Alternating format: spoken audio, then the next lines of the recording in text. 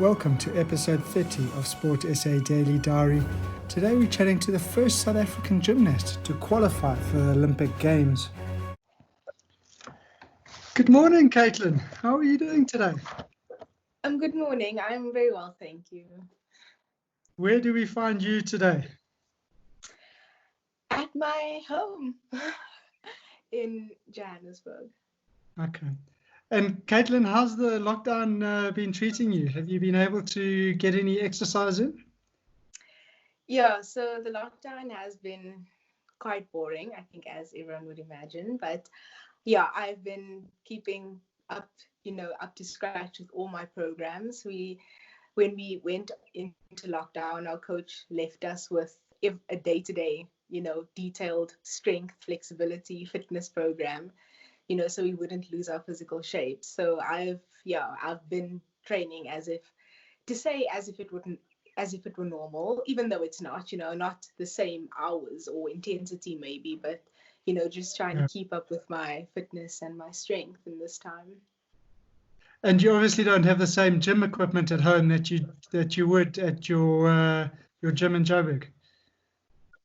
No, not in terms of the apparatus, because in artistic gymnastics we have the bar, beam, floor, and vault, and those are quite big, heavy, pieces of equipment of which we can't necessarily take home with us.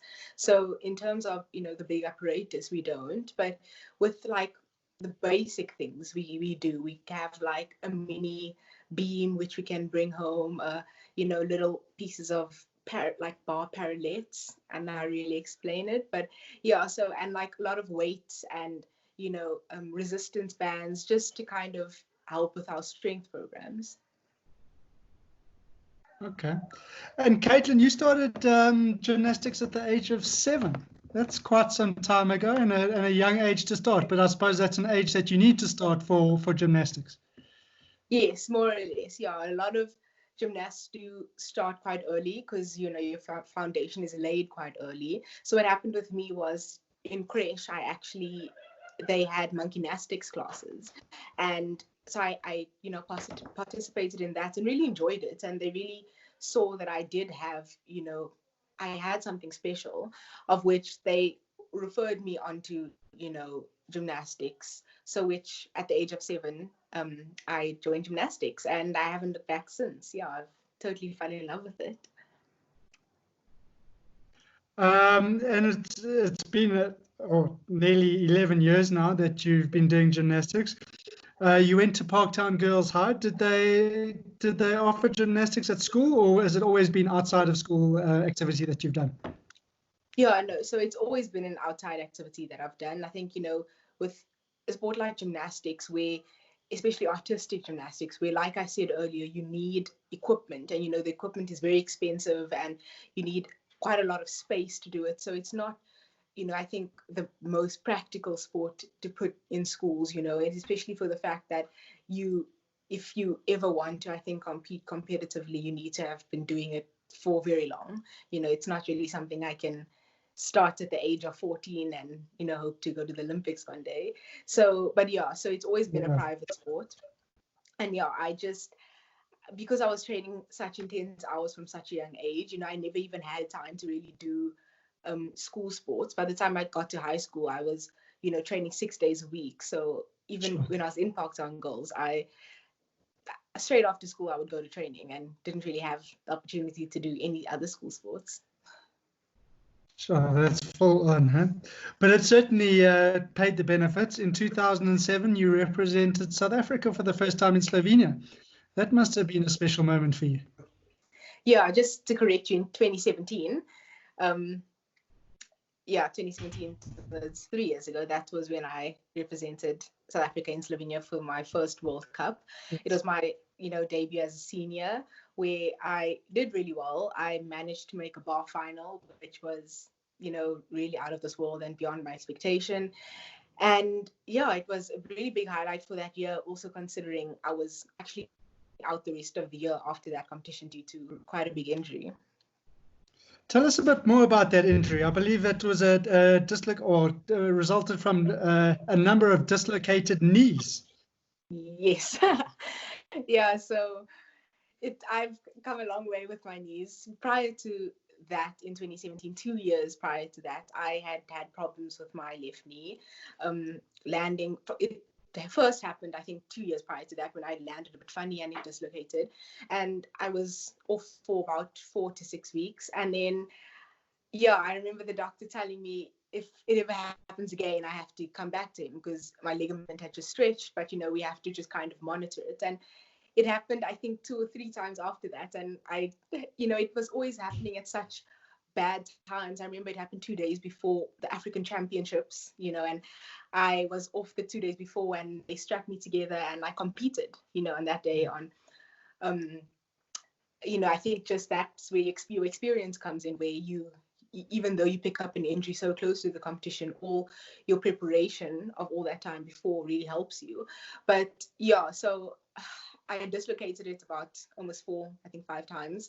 And then in that 2017, because my knee was struggling so bad, was my left knee, it resulted in my right ankle being injured for the overcompensation. And at that point, we just thought that we can't really push the operation out any longer, and it's causing other problems. And I ended up going for the surgery in August of 2017, and I was out for the rest of the year. And due to that, I also missed one of my biggest, goals, which was the Commonwealth Games team, of which I had already qualified for in 2017 before my injury. And I couldn't go in the beginning of 2018 due to I was still recovering from my knee operation. But I can, comfortably say that I did heal very well. I recovered very well and made a very big comeback in 2018. And my knee's been great ever since. Tell us a bit about that time when you were injured, Caitlin. Was it a very tough time for you? Did you sort of emotionally, did you think you would get back to the top of the sport where you were at prior to the injury? Or, I mean, were you always positive? Tell us a bit about that period. Yeah, so no, that period, I always say when people ask me, I think that was the hardest period in my career. One of the, distinct memories I have was, I think, just after I, came from the hospital, my coach, she was there with me throughout everything, Ilse Palsa.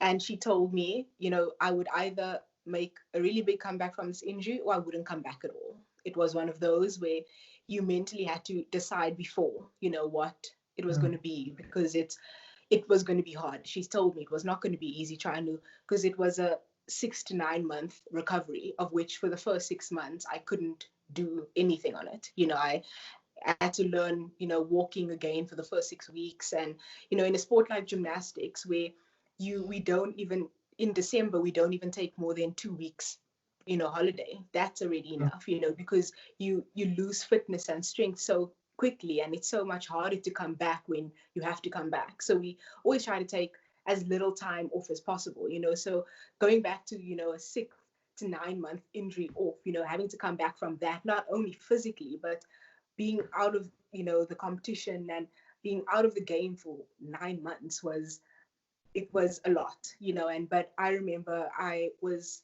off on bed rest for the first week after my operation, obviously because I couldn't walk. But from the next week, when I went back to school, I was immediately back in the gym every day. Even if I wasn't training, 4.5 hours a day like usual, I would go in the gym just at least maybe for 1 to 2 hours, where I would do upper body conditioning and strength. So we always did that. If your lower body was injured, then you worked your upper body just to, do keep you busy in that time. Also, I would do a lot of like visualization of my routines. I would sit in the gym and, kind of watch my teammates on the apparatus and kind of picture me, in between the bunch doing what I was usually training, just to kind of try and keep me in the game mentally. But yeah, it was it was hard. But I, even in 2018, when I went to my first World Cup after my knee injury, I didn't have the best competition. It was a big competition, and it wasn't my best competition. But and that was quite, I think, demotivating for me, because I felt like, oh, I came back, it's my first competition, I wanted to have it, go so well, and it didn't really go well. But I guess not competing for 9 months, what more did I expect? But after that, I only went upwards, and I really recovered well from it. You certainly did, and I think you're a bit hard on yourself there with regards to world champs. But in South Africa, you won the all-round championship on all four disciplines, being the uneven bars, the beam, the floor, and the vault. And at the same time, you won the African champs in the uneven bars. And now this is just a few months after you'd been injured pretty seriously. Yeah, that was 2018, which was then the second year which I was a senior, and the year after my operation, which I said I ended up doing really well. After that first World Cup that didn't go as well, I then went on to the African Championships, like you said, where I won the African Championship on bar, as well as the national champion for South Africa, and so I really did go on to make big strides and, really recover well from it, of which I was really proud. Well, you certainly should be. And then you went on to even bigger heights. You went to the FIG World Challenge Cup in Hungary, and you were the first South African to ever win a gold in the bar routine or any discipline. But you were the first South African to win gold. I mean, that's fantastic.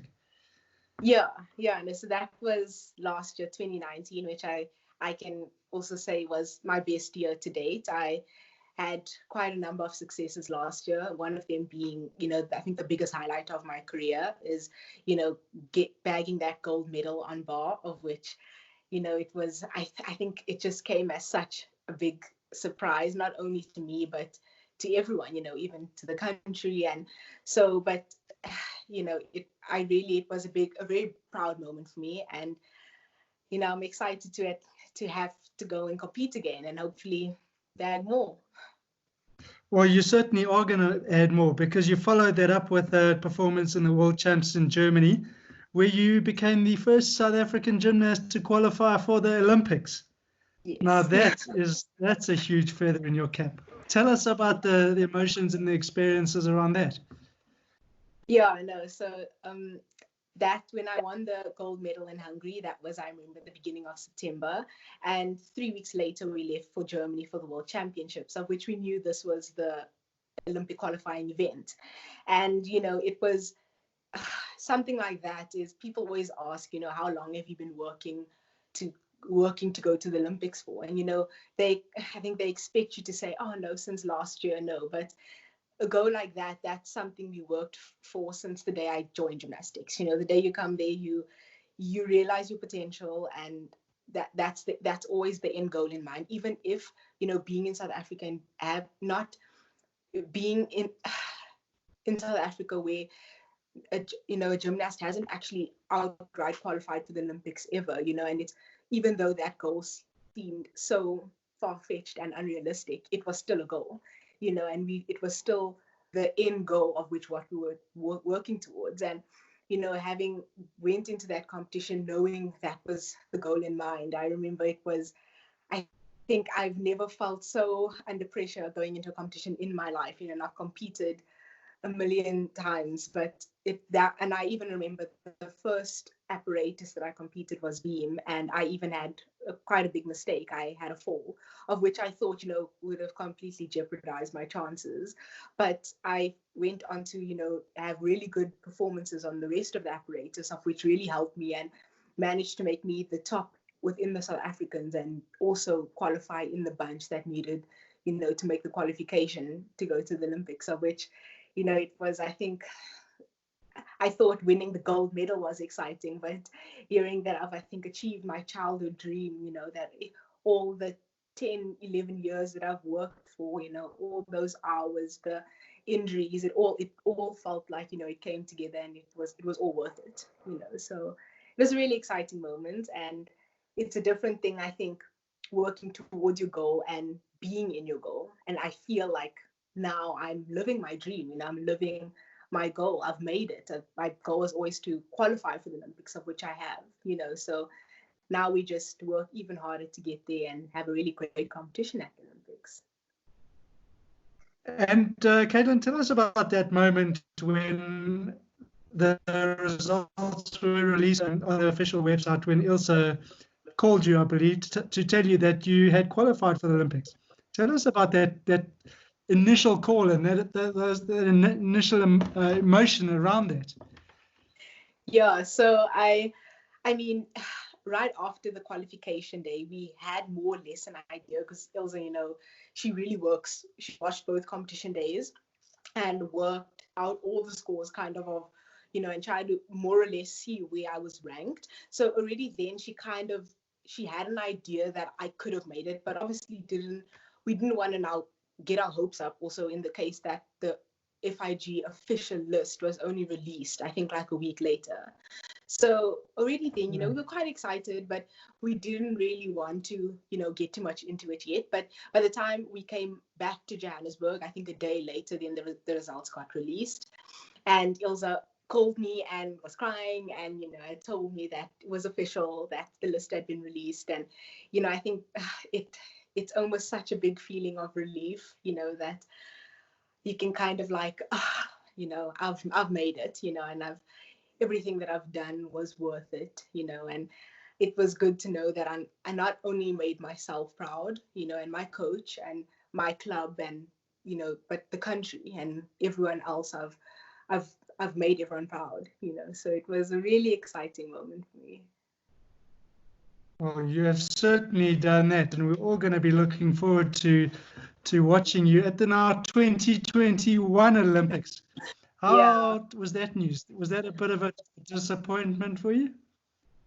In a sense, yes. No, it was. I think, obviously, because we've been working towards the 2020 Olympics, all this time, and we've set such drastic measures in place for this year to kind of be a success, if I can say it like that, in the sense that I matriculated last year. So this year I took a gap year and I was supposed to study next year, to fully focus on the Olympic Games. And we completely changed our training times, and made it that we were training 2 times a day, to really utilize the more time that we had on our hands. And, so for it to suddenly, the coronavirus came and, really changed life completely. And even the Olympics, had been postponed. It was upsetting. But at the same time, I think knowing that it was the best, best for everyone, and, our health is priority over everything, and I kept saying to my coach, it's better than being cancelled. I think that would have completely devastated me. You work for something your whole life and then it gets cancelled. But so to know that it is at least still happening next year is still really exciting. If you look at the positive of things, and we have more time, I have more time to prepare and more time to get some upgrades into my routines, so as much as it is upsetting, I think there is also positives to it. Yeah, and no doubt you will still be an absolute star when the Olympics does come around. Caitlin, do you have a preferred one of the 4 disciplines that you have to do, between the bars, the beams, the floor, and the vault? Is there one that you prefer or stands out for you? Yes, so I think if you would guess, it would be bar, the uneven bars. I've always, I think from a young age, had a really natural swing for bar. It was something that came quite naturally and easy for me. I never struggled, to get things right or to put my routines together. It all kind of just flowed, and I enjoy it. I think I enjoy the swing and flying, but yeah, so definitely it has been bar, and I think it also showed through my results, having been the 2-time African champion now on bar and having won the gold medal. So yeah. And Caitlin, have you had a role model growing up? There's been so many amazing gymnasts throughout the years, the likes of Simone Biles from the US. Is she someone that you look up to specifically, or is there somebody else that really is your role model? I think right now, in this time where I think in the last, 3-4 years, where Simone Biles really kind of made a big peak, it has been, Simone Biles. I mean, she's completely changed the name of the sport, not only for us gymnasts, but for the public. She's absolutely extraordinary. But growing up, my role model was actually a gymnast called Alexandra Reisman from the US. I don't know, me, what really just stood out for me about her was, she made it to the 2012 and the 2016 Olympics. And in the 2012 Olympics, she managed to place fourth all around. And she, worked even harder, went back, worked harder, and came back to the 2016 Olympics, making the team again, and actually managed to place second. So I think just that sense of that perseverance, she was really determined to better her results and, improve that. I think her drive just, inspired me. But yeah. Well, you certainly seem like an inspired and determined young lady. Caitlin, if you had to give advice to a young Caitlin, a 8-year-old, 7-year-old that's looking at getting into the sport of gymnastics, what would you say to them to inspire them to become the next Caitlin? I think it would be, just don't stop dreaming. I know that's a bit of a cliche one, but that was something that always stood out for me. I think also looking back, my journey was not easy at all. Besides my knee operation, I had went through many other, minor here, a few big injuries there, that in a sport like gymnastics, especially if you want to be at the competitive level that we are at now, it comes with a lot of injuries and setbacks and sacrifices. And there's times where I can look back and I can say, I remember feeling like you almost start feeling like there's more setbacks and more injuries than successes, and it's almost like, is it worth it type of thing. And but the one thing that I remember my mom always telling me is that stick it through, persevere through it. The better is coming, and you need to kind of just, your time is coming. That was always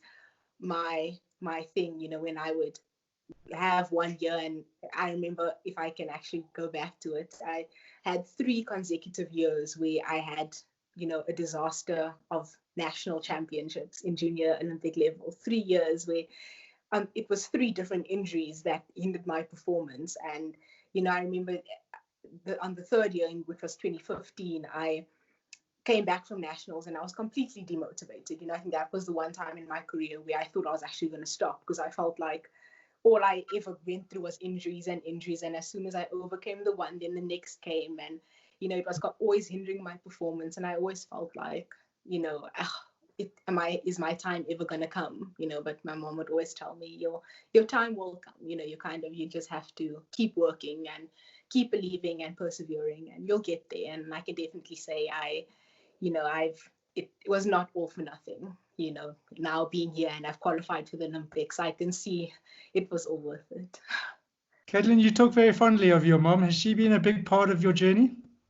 Yes, no, she has been, I think, the pillar of everything, the center for me, that she has really helped me through everything. She's a single mom, and when I was quite young, had to drop her permanent job for a part-time job to accommodate my busy schedule. Obviously, her being alone, she was the only one that was there to really, had to take control of everything. So, but her, together with my coach, also Ilza, she has also been there since, I've started. They have really together made sure that I've had everything that I needed, even with minimal resources, to get where I am today.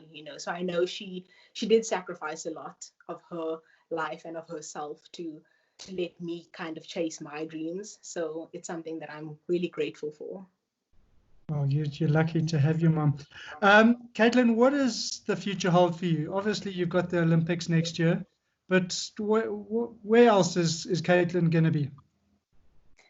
In terms of gymnastics, so definitely the 2021 Olympic Games now.